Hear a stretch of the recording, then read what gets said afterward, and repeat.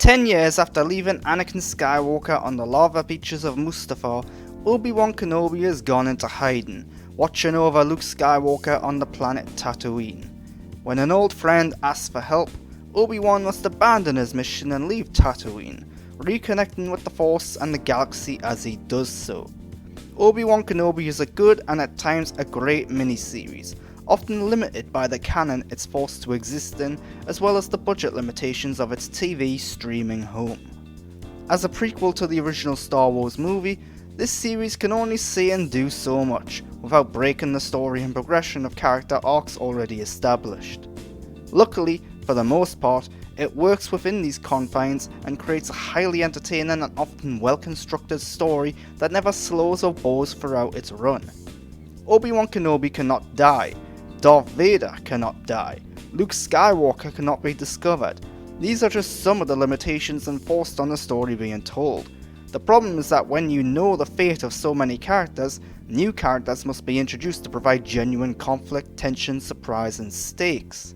It's only enjoyable to a certain degree knowing two people are going to fight and both are going to walk out alive.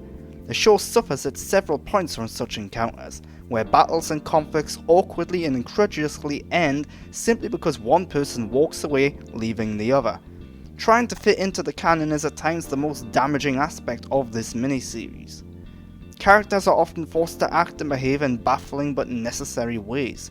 Trying to overlook these moments is tough, but luckily everything else going on is often oozing emotion and enjoyability that it becomes a somewhat minor problem overall. Ewan McGregor is back as the titular and iconic Obi-Wan Kenobi.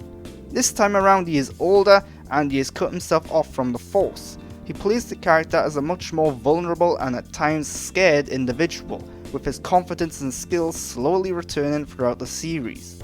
Plus, his voice and accent are much closer to that of Alec Guinness's now, an impressive feat that helps enhance his embodiment of his character.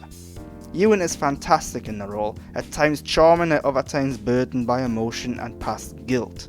Also returning to an iconic role is that of Hayden Christensen as Darth Vader. We don't get to see a lot of Hayden, at least not his actual face, but he does a good job at embodying the physical form of Darth Vader, making him a powerful, intimidating presence whenever he's on screen, and much more agile and lethal than prior depictions too. On top of that, James Earl Jones reprises the voice role of Vader, perhaps with the help of some computer trickery, combining to make Darth Vader as iconic and as cool a villain as he was in the original trilogy of films. The newest character introduced, and perhaps the most significant character introduced in Obi-Wan Kenobi, is that of Reva, an Inquisitor with a grudge. Reva is well portrayed by Moses Ingram. She manages to convey the frustration and anger of the character brilliantly. She is often the primary foil and antagonist of the show, constantly on the chase, always making moves. The problem is that it takes a little too long to discover her motivations and to fully learn her backstory. So, for most of the show, while she is great at being angry and aggressive, that's all she really does.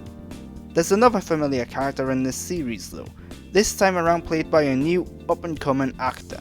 Without spoiling it too much, this casting is fantastic. The actor manages to capture the charm and attitude of the original character, as well as looking somewhat like a younger version of this character. In many films and TV shows, a role such as this, and a casting such as this, can often be annoying or overutilized, but in Obi-Wan Kenobi, the character never feels like a burden or a distraction, and their inclusion heightens the stakes and motivations of the show and characters within it. It's very well done, and to top it all off, this casting and character was kept a secret until the first episode aired, making it a very pleasant surprise. Like the prior live-action Star Wars shows, Obi-Wan Kenobi was filmed on The Volume, an enormous stage surrounded by LED screens. In Obi-Wan Kenobi, many of these moments are disguised well, with detailed environments and many characters filling the locations. There are, however, several moments when the show goes to larger, more sparse areas, where the CGI environments and lighting are much more evident. It's a limitation of both special effects on a big TV budget, but also of the technology used to create them. There is only so much that can be done on a single stage of specific size. Additionally, a lot of the CGI and special effects of this show are great, but some of them are noticeably not so great too. Certain action scenes lack the finesse of feature films, with edits cutting away from more demanding special effects shots and camera work often focusing more on the characters than on their actions. The big exceptions are the lightsaber battles, of which there are 3 throughout the 6 episodes. All 3 of these battles are highly charged with emotion and physicality, with each one besting the prior one and building on what came before it. These are the outstanding action scenes of the series, and they are a good balance between the choreographed battles of the prequels and the more rigid and stiff movements of the original trilogy. Obi-Wan Kenobi is a good, sometimes great show. It is a very entertaining and at times emotional venture. It's also very good to see Ewan McGregor back in the titular role once again. The problem with Obi-Wan Kenobi is that there is only so much the show can do to its characters and story without breaking the canon already established. There are very few genuine stakes or surprises in the show, and it's a very fun but predictable ride.